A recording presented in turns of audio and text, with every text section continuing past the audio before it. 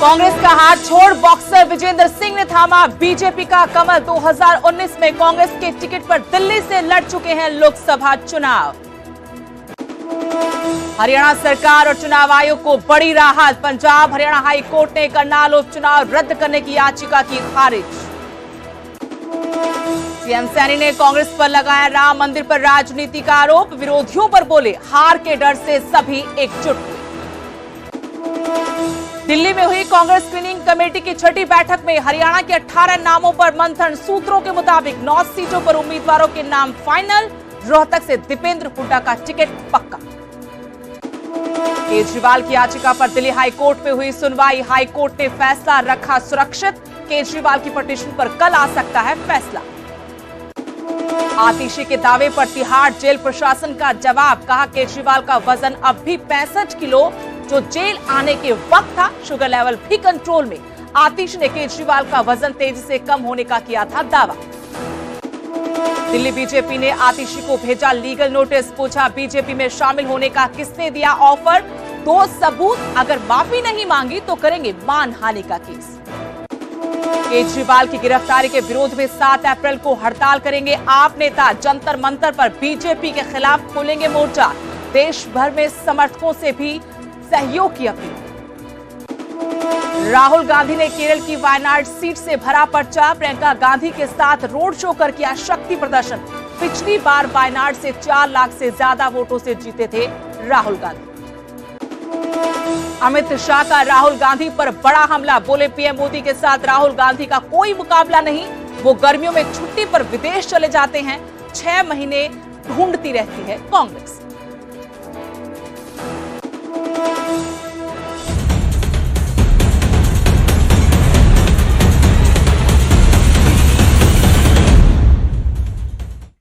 नमस्कार, हरियाणा प्राइम में आपका स्वागत है। आपके साथ मैं स्पेश नैन मोर। बुलेटिन की शुरुआत करेंगे हरियाणा की राजनीति से जुड़ी बड़ी खबर के साथ। बड़ी खबर ये कि एक और झटका कांग्रेस को लग गया है। कांग्रेस का हाथ छोड़कर बीजेपी का कमल थाम लिया है पूर्व ओलंपियन बॉक्सर विजेंद्र सिंह ने। एक तरह से घर वापसी हो रही है। जब बीजेपी में शामिल हो रहे थे तो कहा कि एक तरह से घर वापसी हो रही है। बीजेपी की सरकार आने के बाद खिलाड़ियों का सम्मान ज्यादा हो रहा है। आपको यह भी बता दें कि 2019 में कांग्रेस की टिकट पर विजेंद्र सिंह चुनाव लड़ चुके हैं। ओलंपियन बॉक्सर विजेंद्र भिवानी के कालूवास गांव से संबंध रखते हैं। बीजिंग ओलंपिक में कांस्य पदक देश को दिलवाया था। लेकिन राजनीति की शुरुआत 2019 में दक्षिण दिल्ली सीट से जब कांग्रेस ने लोकसभा का टिकट दिया। हालांकि चुनाव हार गए थे लेकिन लगातार कांग्रेस के साथ जुड़े हुए थे। बीच में जरूर अटकलें लगी थी कि कांग्रेस छोड़ सकते हैं, लेकिन राहुल गांधी की भारत जोड़ो यात्रा में शामिल होकर उन अटकलों पर विराम लगा दिया था। लेकिन यह विराम लंबे वक्त तक नहीं लग पाया। आखिरकार कांग्रेस का हाथ छोड़कर विजेंद्र सिंह ने बीजेपी का कमर थाम लिया। लोकसभा चुनाव के दौरान यह बड़ा झटका आप कह सकते हैं कांग्रेस के लिए। बीजेपी में शामिल हो रहा हूं और एक तरह से कहते घर वापसी हो रही है मेरी। तकरीबन 19 में मैं चुनाव लड़ा था और ऑलमोस्ट 5 साल होने वाले हैं, अभी 4 साल होने वाले हैं। तो अभी कहते कि इंग्लिश में कहावत है गुड टू बी बैक। तो काफ़ी अच्छा लग रहा है और जिस तरह से मान सम्मान खिलाड़ियों का देश विदेश में बढ़ा है वो काबिल तारीफ है। जैसे हम बाहर यूके में फाइट करने जाते थे, दुबई में फाइट करने जाते थे, आयरलैंड में फाइट करने जाते थे, तो कई बार एयरपोर्ट पर बहुत सारी चीज़ें होती थी। लेकिन जब से हमारी बीजेपी सरकार आई है, मोदी गवर्नमेंट आई है, तब से एक बहुत सरल और कहते बहुत आसान तरीके से हम कहीं भी आ जा सकते हैं। जो मान सम्मान इस गवर्नमेंट में मिला है तो खिलाड़ी उसके लिए बहुत धन्यवाद करते हैं मोदी साहब का, बीजेपी गवर्नमेंट का। और मैं चाहूँगा कि इस गवर्नमेंट में रहकर मैं ज़्यादा से ज़्यादा लोगों का भला कर सकूँ, लोगों को सही राह दिखा सकूँ। और मैं पहले वाला विजेंद्र हूँ और जो भी मेरे को लगेगा गलत है, गलत को गलत कहूँगा, सही को सही कहूँगा। जय हिंद, जय भारत। बड़ी खबर आपको बता दें, करोड़ों रुपए के सहकारिता घोटाले में बड़ी कामयाबी हाथ लगी है एसीबी को। मास्टरमाइंड नरेश कुमार गोयल को एसीबी ने गिरफ्तार किया है। पंचकुला से ये गिरफ्तारी हुई है। नरेश गोयल के कई साथी पहले ही पुलिस की गिरफ्त में है। सहकारिता विभाग में संयुक्त रजिस्ट्रार है नरेश गोयल, जिसकी गिरफ्तारी हुई है। नरेश कुमार गोयल को बर्खास्त कर दिया गया था। करोड़ों का घोटाला, इस घोटाले में कई आरोपी पहले से सलाखों के पीछे, अनुकौशल भी सलाखों के पीछे, लेकिन अब जो मास्टरमाइंड है उस पर शिकंजा कसा गया है। मास्टरमाइंड नरेश कुमार गोयल को गिरफ्तार किया है एंटी करप्शन ब्यूरो ने। पंचकुला से गिरफ्तारी हुई है। नरेश गोयल के कई साथी पहले से सलाखों के पीछे हैं। सहकारिता विभाग में करोड़ों के घोटाले का यह मामला।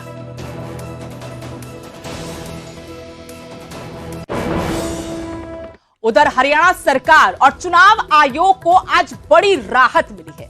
करनाल विधानसभा उपचुनाव रद्द करने की याचिका खारिज कर दी गई। पंजाब हरियाणा हाई कोर्ट ने उपचुनाव रद्द करने की याचिका को खारिज कर दिया। आपको बता दें कि सीएम को 6 महीने में विधायक बनना है, यह हवाला दिया गया हरियाणा सरकार के एजी की तरफ से। बलदेव महाजन ने कहा कि मुख्यमंत्री नायब सिंह सैनी के लिए 6 महीने में विधायक बनना जरूरी है, लेकिन याचिकाकर्ता ने हवाला दिया था कि 6 महीने से कम का वक्त बचा है। अगर आचार संहिता का वक्त निकाल दें तो 6 महीने से कम का वक्त है विधानसभा चुनाव में। ऐसे में अगर चुनाव करवाया जा रहा है तो ये जनता के पैसे की सिर्फ बर्बादी है। इसी के तहत इस याचिका को लगाया गया था, लेकिन आज बड़ी राहत दी है हाईकोर्ट ने हरियाणा सरकार को भी, चुनाव आयोग को भी इस याचिका को खारिज कर दिया। सिर्फ एक्ट में ये प्रोविजन है, अभी नॉर्मली जब भी कोई सीट खाली होती है तो वो 6 महीने में बाई इलेक्शन करवाया जाना जरूरी है, ताकि वो सीट बहुत देर तक अनरिप्रेजेंटेड ना रहे। इसलिए, लेकिन ये नहीं है कि यदि पीरियड, लेकिन उसमें ये प्रोवाइडेड है कि यदि पीरियड 1 साल से कम है या कोई ऐसे सर्कमस्टांसेस है जिसमें कि इलेक्शन कमीशन नया सेंट्रल गवर्नमेंट की कंसल्टेशन से सर्टिफाई कर देता है कि 6 महीने में इलेक्शन कराया जाना जो है पॉसिबल नहीं है, सिचुएशन स्टेट की हो सकती है, दूसरे सर्कमस्टांसेस हो सकते हैं, तो उस केस में ये 6 महीने का जो है पीरियड है, अभी 6 महीने के अंदर ही इलेक्शन करवाया जाए वो नहीं लगता है। लेकिन उसको मिस इंटरप्रेट करके यहाँ रिप्रेजेंट ये किया जा रहा था क्योंकि पीरियड 1 साल से कम है तो इलेक्शन एब्सोल्युटली होना ही नहीं चाहिए। लेकिन ऐसी एक्ट में कोई प्रोविजन नहीं है। वहाँ पे ठीक है, अभी वो नागपुर बेंच ने उसकी एक डिफरेंट इंटरप्रिटेशन दी थी, लेकिन कोर्ट ने अल्टीमेटली दोनों पार्टियों को पटिशनर के काउंसिल की बात सुनने के बाद, सरकार और इलेक्शन कमीशन ऑफ इंडिया की भी वर्शन सुनने के बाद, सारे लीगल जो लॉ पॉइंट है उसमें जो भी लीगल पोजीशन है उसको एग्जामिन करने के बाद आज उसका फैसला कर दिया। अभी लीगली कोई बार नहीं है, इसलिए इलेक्शन करवाया जा सकता है। उधर आज जगाधरी में, छछरौली में विजय संकल्प रैली हुई। इस रैली में मुख्यमंत्री नायब सिंह सैनी ने एक बार फिर से बड़ी जीत का दावा किया। कहा कि हरियाणा की सभी 10 सीटें बीजेपी ही जीतेगी। उम्मीदवारों पर विपक्षी दलों में अभी तक मंथन चल रहा है। सीएम सैनी ने कहा कि अभी तक विपक्षी दल अपने उम्मीदवार नहीं उतार पाए क्योंकि हार के डर से सभी पीछे हट रहे हैं और हार के डर की वजह से ही पूरा विपक्ष लामबंद हुआ है, एकजुट हुआ है। अयोध्या राम मंदिर पर कांग्रेस ने राजनीति की है। मुख्यमंत्री की तरफ से लगातार विजय संकल्प रैली कर कार्यकर्ताओं को जोड़ा जा रहा है। चुनाव प्रचार तेज कर दिया है। यमुनानगर जिले में ही 10 दिन में मुख्यमंत्री नायब सिंह सैनी 3 बड़ी रैलियां करें। 4 जून को जब रिजल्ट आएगा, जो देश ये 400 सीटें नरेंद्र मोदी जी को देने वाला है और उस 400 सीटों के अंदर हरियाणा की 10 लोकसभा की सीटें बड़े मैंडेट के साथ वो नरेंद्र मोदी जी के पास जाएंगे। उनको तीसरी बार प्रधानमंत्री बनाने का। पिछली बार जो है भाजपा को 58% वोट बोली थी, तो इस बार उसको किस प्रकार बरकरार रखेंगे? आप देखना, ये वोट परसेंटेज ये बहुत बड़ा अब बढ़ने वाला है। लोगों का जो जोश है, जो उत्साह है, मैं देख रहा हूँ। आज कांग्रेस के अंदर भी, अन्य दलों के अंदर भी उनके अंदर एक मंथन भी चल रहा है, डर भी है कि कहीं ना कहीं हम हार का मुंह हमें देखना पड़ेगा। और उसको लेकर के अब वो ये भी मंथन करते हैं कि सारे दल इकट्ठे हो जाएं और सारे दल इकट्ठे होकर के बीजेपी के खिलाफ भगवान श्री राम के मंदिर को लेकर के कांग्रेस ने लगातार राजनीति की है। हमने तो उस भगवान श्री राम के भव्य और दिव्य मंदिर का निर्माण आदरणीय नरेंद्र मोदी जी के नेतृत्व के अंदर माननीय सर्वोच्च न्यायालय के फैसले के ऊपर हुआ है। यमुनानगर पहुंचे मुख्यमंत्री नायब सिंह सैनी ने जनता को एक किस्सा भी सुनाया और इस किस्से के जरिए ये बताने की कोशिश की कि किस तरीके से बीजेपी सरकार आने के बाद विकास को गति मिली है, जबकि पिछली सरकारें इस तरीके से विकास नहीं करवाती थी। उन्होंने कहा कि वो पूरी रात यमुनानगर में जाम में फंसे रहे थे और आज पंचकुला से चलकर 2.5 घंटे के अंदर आप आराम से हरिद्वार पहुंच सकते हैं। आपको कहा मखा पता तो करो, पुलिस वाले खड़े हुए, जाम कितना लंबा है। तो कहने लगे, उन्होंने पूछ का बताया भी है तो शुगर मिल से भी आगे से जाम लग जाना और ये सारी रात नहीं खुलता। मैंने कहा यह तो दिक्कत है कि यहाँ जाम में फंसा रहना पड़ेगा। तो मैंने उनको पूछा, मगर रास्ता पूछो नजदीक का और कौन सा, दूसरा रास्ता डाइवर्ट कर देंगे। तो मेरे को कहने लगे कि आपको एक ही रास्ता है कि यहाँ से आपको मेरठ जाना पड़ेगा और मेरठ से शामली होकर के करनाल आना पड़ेगा। मेरे को ये बताया, मैंने सोचा मगर ये तो सारी रात का ही खाड़ा छिड़ गया और मेरे ध्यान में आई बात भी, मखा ये शाहजहांपुर से मैं दर्दुपुरा निकल जूंगा, एक रास्ता था वहां।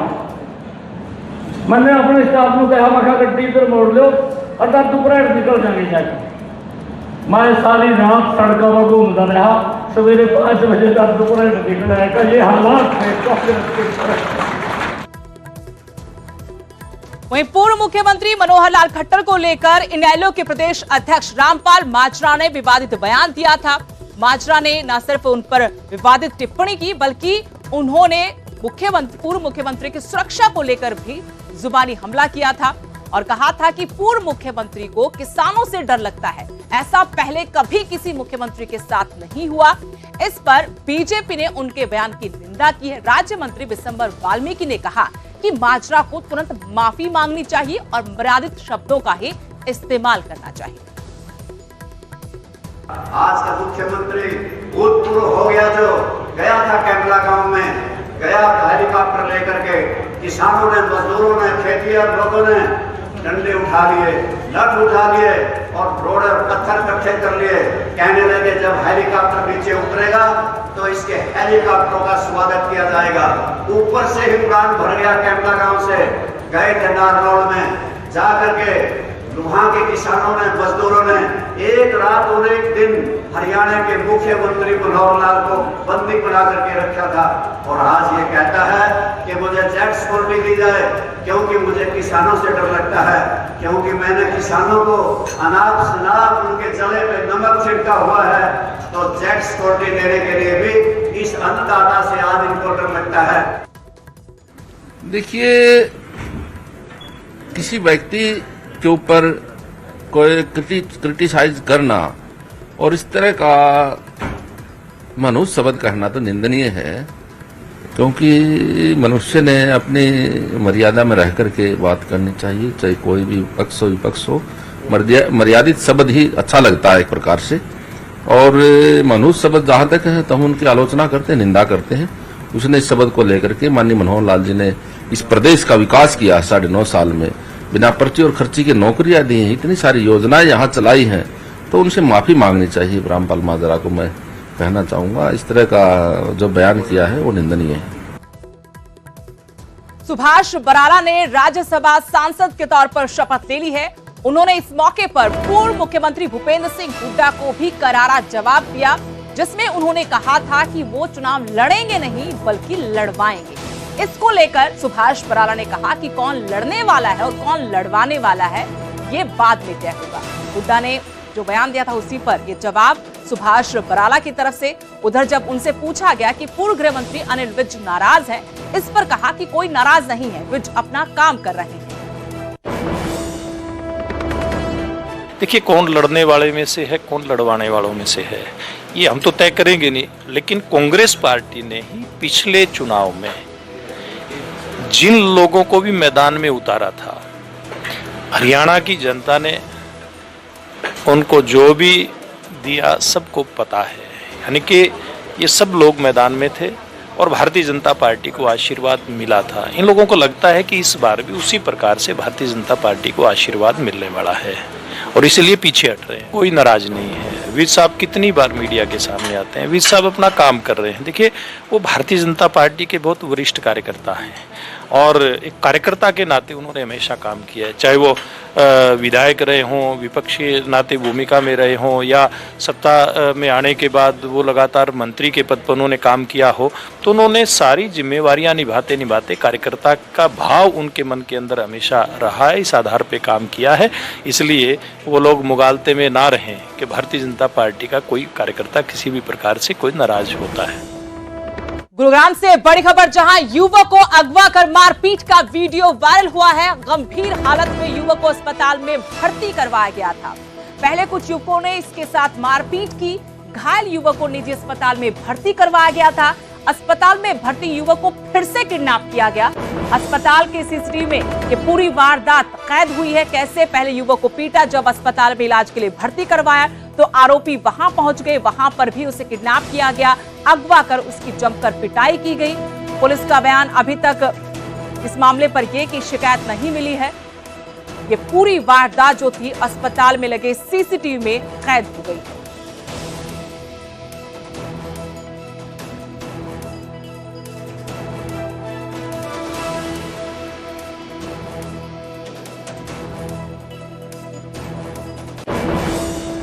खबरों में आगे बढ़ते हैं। हरियाणा की मंडियों में फसल खरीद के साथ साथ अपनी मांगों को लेकर आढ़तियों की सांकेतिक हड़ताल जारी है। अगले 2 और दिन यानी 5 अप्रैल तक ये धरना प्रदर्शन जारी रहेगा। हम आपको यमुनानगर गोहना की तस्वीरें दिखाते हैं, जहां मंडियों में आढ़तियों ने आज एक बार फिर से सांकेतिक हड़ताल की। जो लंबित मांगे हैं उनके साथ साथ ये आढ़ती कमीशन बढ़ाने की भी मांग कर रहे हैं और 5 अप्रैल तक उन्होंने पहले ही ऐलान कर दिया था कि उनका 2 घंटे का सांकेतिक धरना प्रदर्शन यूं ही जारी रहेगा। यमुनानगर गोहाना की 2 तस्वीरें आपको दिखा रहे हैं। 1 अप्रैल से गेहूं की सरकारी खरीद शुरू हुई थी, तब से ही आढ़ती 2 घंटों के लिए सांकेतिक हड़ताल कर रहे हैं।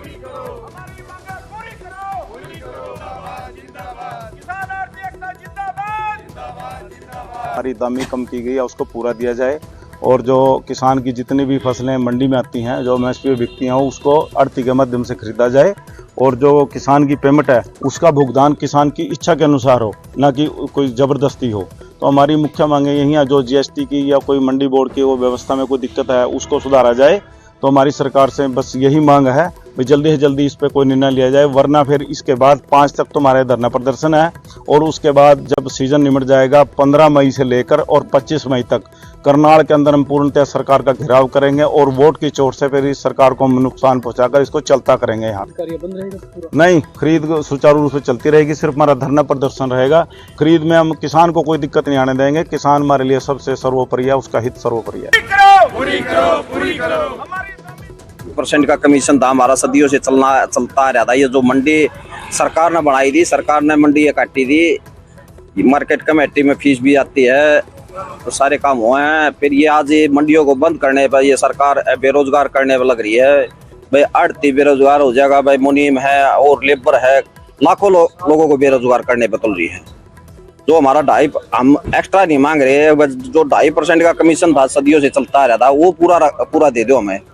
अब 5 साल से 6 साल से ये जब से ये सरकार आई है, जब से ये हमारा 2.5 से घटा कर 2 कर दिया। जब ये इलेक्शन लड़ा है, जब तो ये 2.5 से कम है, हम 3 कर देंगे, 8 दें। मणका गद्दी पे बैठ जाए, जब ये नुकते मनमानी कर उसको घटाने का काम कर रहे हैं, बताने का नहीं। पानीपत के न्यू विजयनगर के एक मकान में हथियार बंद एक बदमाश ने गन पॉइंट पर एक महिला के साथ लूटपाट की। बदमाश ने महिला से मंगलसूत्र और कानों में पहने गहने लूटे। पिस्तौल के बट से आरोपी ने महिला को लहूलुहान भी कर दिया। जब महिला के ससुर मौके पर पहुंचे तो बदमाश ने उनकी तरफ भी 2 बार गोली चलाने की कोशिश की। गनीमत रही कि ट्रिगर दबाया, लेकिन गोली नहीं चली। इसके बाद बदमाश वहां से भाग गया। महिला के ससुर ने पड़ोसियों की मदद से पीछा कर आरोपी को पकड़ लिया। लोगों ने बदमाश की जमकर धुनाई भी की। ये करीबन 7:30 बजे की बात है। घर में एक बंदा आया, मुंह पे मास्क लगा रखा था। उसने बोला पापा कहाँ हैं तुम्हारे? मैंने कहा ड्यूटी जा रहे हैं। कह रहे कितना टाइम लगेगा। मैंने कहा क्या हुआ, कौन हुआ आप? बस इतनी देर में उन्होंने पिस्टल दिखा दी मेरे को। पिस्टल दिखाते ही मंगलसूत्र खोस लिया। अलमारी है मम्मी की, वो छानबीन कर रखी है, लॉकर तोड़ रखा है अलमारी का, कपड़े बाहर निकाल रखे हैं। फिर मेरी गुड़िया उठा ली, कह रहा इसको मारूंगा, या तो चुप करा, इसको मारूंगा। इसकी गुड़िया के ऊपर पिस्टल तान ली उन्हें। फिर मैंने अपना टोपस भी दे दिया। टोपस देने के बाद उसको लगा हाँ भाई ज़्यादा टाइम हो गया, तो मेरे दो यहाँ पे मार के भाग गया। इतने पापा आगे थे, पापा के ऊपर फायरिंग करी है बाहर में। कुंडी खोल दे, मेरे कहीं गोली चलाई इसने।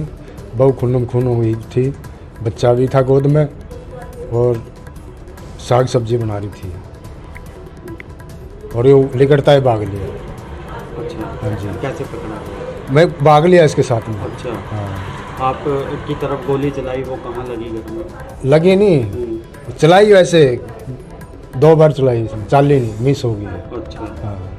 तो क्या नाम है बहू का? क्या अकेली थी बहू? बहू अकेली थी। अच्छा, मनीषा थी, गिल्ला गुड़िया थी। नो हिंसा के आरोपी बिट्टू बजरंगी का वीडियो जो वायरल हुआ था दबंगई का, उसमें नया मोड़ आ गया। वीडियो में राजकुमार पांचाल उर्फ बिट्टू बजरंगी और एक महिला गली में युवक को डंडे से बेरहमी से पीटते हुए दिखाई दे रहे हैं, लेकिन इस मामले में अब नया मोड़ आया है। जिस युवक को पीटा जा रहा है उस पर आरोप लगा है कि वो महिला की बच्ची को बहला फुसलाकर अपने साथ ले गया था। उसने बच्चे के साथ दुष्कर्म करने की कोशिश की थी। इस बारे में पता लगते ही युवक को लोगों ने धर दबोचा और उसकी जमकर पिटाई की। अब इस मामले में दोनों पक्षों के खिलाफ मामला दर्ज कर लिया गया है। पुलिस पूरे मामले की तफ्तीश में लगी हुई है, लेकिन इससे पहले ये वीडियो वायरल हुआ था। इससे तमाम सवाल खड़े हुए थे कि कैसे बिट्टू बजरंगी एक शख्स को बेरहमी से पीट रहा है। पहले वाले वायरल वीडियो में बिट्टू बजरंगी नजर आ रहा था और इस युवक को बुरी तरह से मारा जा रहा था। साथ में एक पुलिस कर्मचारी दिखाई दे रहा था जो बिट्टू बजरंगी की सुरक्षा में तैनात रहता है। लेकिन अब इसका दूसरा पहलू भी सामने आया है। एक महिला भी युवक को बुरी तरह से पीट रही है। जानकारी है कि इस महिला की बच्ची को यह शख्स बहला फुसलाकर ले गया था। उधर शराब फैक्ट्री पर रेड की गई है। बड़ी खबर आपको बता दें पानीपत से, जहां शराब फैक्ट्री पर रेड की गई। कृषि विभाग की टीम का ये बड़ा एक्शन हुआ। शराब फैक्ट्री में यूरिया के 30 कट्टे बरामद हुए। आवश्यक वस्तु अधिनियम के तहत ये कार्रवाई की गई। गैर कानूनी तरीके से खाद के इस्तेमाल की सूचना पर टीम यहां पर पहुंची थी। यूरिया का इस्तेमाल शराब में किया जाना था। पुलिस अब मामले में आगे कार्रवाई करेगी, लेकिन कृषि विभाग की टीम को सूचना मिली थी कि यहां पर गैर कानूनी तरीके से खाद का इस्तेमाल शराब बनाने में किया जा रहा है। उधर सोनीपत में किसानों का गुस्सा फूट पड़ा। गन्नौर अनाज मंडी में किसानों ने ताला जड़ दिया। प्रशासन और सरकार के खिलाफ जमकर नारेबाजी की।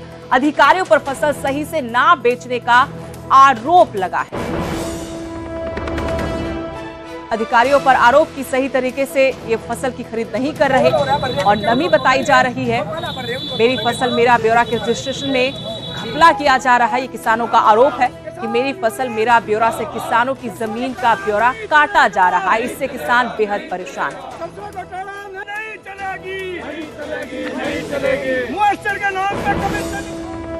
और अभी के लिए हरियाणा प्राइम के इस बुलेटिन में इतना ही, लेकिन आप देखते रहिए न्यूज़ 18 पंजाब हरियाणा।